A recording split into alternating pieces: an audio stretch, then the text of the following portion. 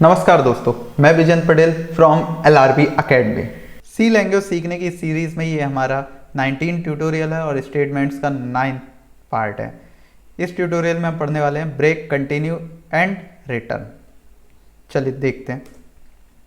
ये jump statements होती हैं। जंप मतलब जंप कराना, कूदाना किसी चीज़ को, बस जंप स्टेटमेंट से सिर्फ इतना ही समझिए।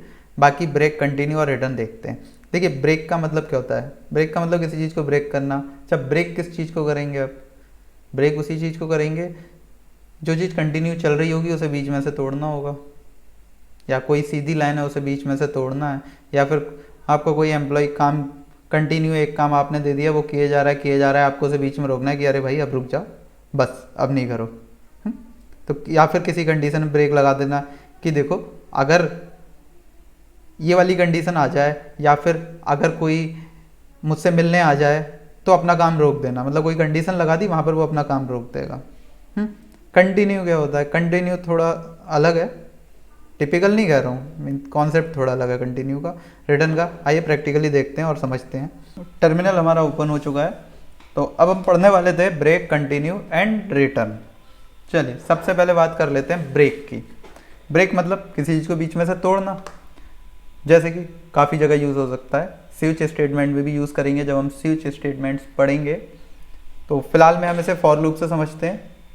मानिए हमने एक फॉर लूप चलाया, किस लिए चला रहे हैं? अभी हम चला रहे हैं 1 से 5 तक काउंटिंग प्रिंट कराने के लिए। तो कैसे चलाएंगे हम? एक वेरिएबल लिया, 1 से 5 तक प्रिंट कराना है। देन आई जब तक छोटा है बराबर है 5 के, आई प्लस प्लस।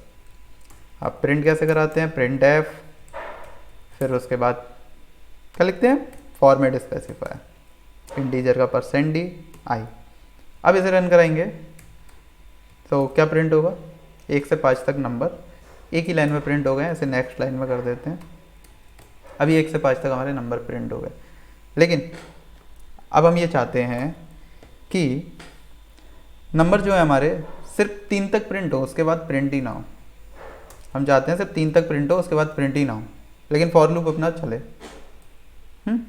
फॉर लूप वहाँ पर रुक जाए, सिर्फ 3 तक नंबर प्रिंट हो, 4 और 5 प्रिंट ना हो। तो क्या करेंगे हम? एक कंडीशन लगाएंगे ब्रेक की। जैसे इफ़ मैंने लगा आई बराबर बराबर अगर 4 है, अगर 4 है आई, तो ब्रेक कर देना है। अब इसे रन करा कर देखते हैं, आउटपुट को समझते हैं क्या आ रहा है। आउटपुट आया 1 2 3, उसके बाद कुछ प्रिंट नहीं हो रहा। क्यों नहीं हो रहा है? देखिए, जब हमारा कंपाइलर फॉर लूप रन कराएगा, पहले 1 के लिए चलेगा, 1 प्रिंट हो जाएगा। 2 के लिए चलेगा, इफ़ में चेक करेगा 2 बराबर है 4 के, नहीं है। 3 बराबर है, नहीं है, प्रिंट हो जाएगा। 4 बराबर है, हाँ 4 बराबर है, 4 के बराबर है। अब इफ़ के अंदर आ गया, ब्रेक दिखा, ब्रेक मतलब ब्रेक। अब फॉर लूप यहीं रुक गया। अब अगर इसके बाद कुछ सिंटैक्स लिखे होते तो वो रन होते, पर फॉर लूप के अंदर के नहीं रन होंगे। फॉर लूप वहीं पर रुक गया, इसके आगे नहीं चलेगा। ये हो गया ब्रेक। जहां ब्रेक लगा देंगे वो चीज़ वहीं रुक जाएगी। अब कंटिन्यू समझ लेते हैं एक बार। कंटिन्यू क्या करता है? अब जैसे कि मानिए मुझे 1 से 5 तक नंबर तो प्रिंट कराने हैं, लेकिन सिर्फ 3 नहीं प्रिंट कराना है। मतलब 1 2 4 5 प्रिंट कराना है, 3 नहीं कराना है। तो इस कंडीशन में हम कंटिन्यू यूज़ कर सकते हैं। मैंने एक कंडीशन लगा दी, मानिए अगर आई की वैल्यू 3 है, अगर आई की वैल्यू 3 है तो कंटिन्यू। अब इसे रन करा कर देखते हैं, फिर समझते हैं। 1 2 4 5 आ रहा है, 3 नहीं आ रहा है। क्यों नहीं आ रहा है? देखिए, जैसे ही आई की वैल्यू 3 होगी, इफ़ की कंडीशन ट्रू हो जाएगी। कंटिन्यू जैसे ही कंपाइलर पड़ेगा, कंटिन्यू का मतलब हो गया अब इसके बाद इस लूप में कितनी भी स्टेटमेंट्स लिखी होंगी वो रन नहीं होंगे उस पर्टिकुलर इटरेशन के लिए। मतलब जब आई की वैल्यू 3 है तो सिर्फ उस इटरेशन के लिए कुछ भी लिखा होगा रन नहीं होगा। ओके, फिर 4 होगा, 4 पे फॉल्स होगी कंडीशन तो प्रिंट होगा, 5 पे फॉल्स होगी नहीं होगा।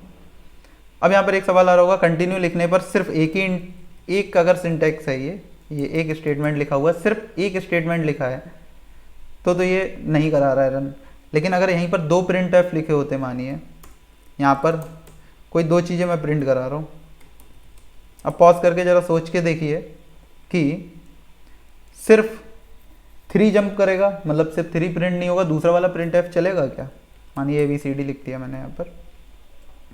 अब पॉज करके ज़रा सोचिए कि सिर्फ 3 प्रिंट नहीं होगा, क्या ABCD प्रिंट होगा तीसरी बार में? जी नहीं प्रिंट होगा। कंटिन्यू के बाद कितनी भी स्टेटमेंट लिखी होंगी वो पर्टिकुलर इटरेशन के लिए नहीं प्रिंट होगा या नहीं स्टेटमेंट रन होंगे। देखिए 1 2 4 5 हो रहा है और 3 की जो ABCD है वो भी प्रिंट नहीं हो रही है। ये हो गया कंटिन्यू। अब बात कर लेते हैं रिटर्न की। रिटर्न का क्या है? रिटर्न का ही मतलब है कि रिटर्न करना कुछ, मतलब वहीं से रिटर्न कर देना। सबसे पहले मैंने स्टार्टिंग के ट्यूटोरियल्स में बताया होगा, यहाँ पर रिटर्न रहता है, रिटर्न 0 करके लिखा होता है। तो क्या मतलब होता है इसका? रिटर्न कर देना।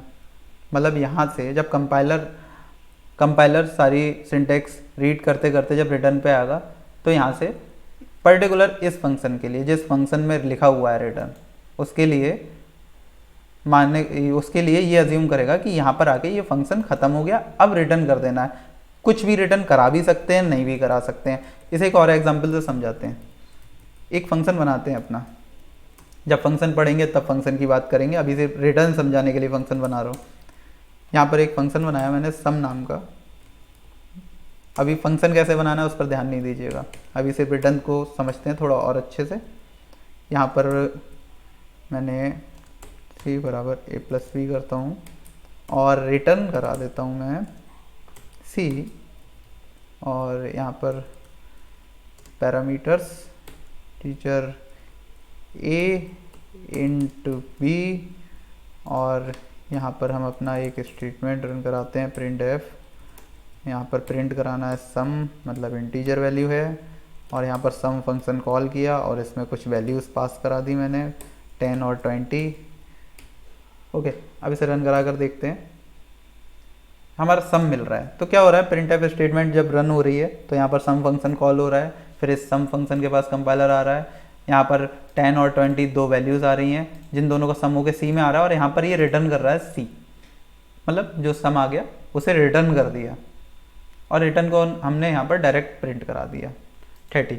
तो आई होप कि ये ट्यूटोरियल समझ आया होगा। कोई भी अगर डाउट हो कमेंट बॉक्स में कमेंट करके पूछ सकते हैं। वीडियो पसंद आया हो लाइक शेयर सब्सक्राइब जरूर कीजिए, बेल आइकन दबाना ना भूलिएगा for the latest update. Thanks for watching, मिलते हैं नेक्स्ट वीडियो।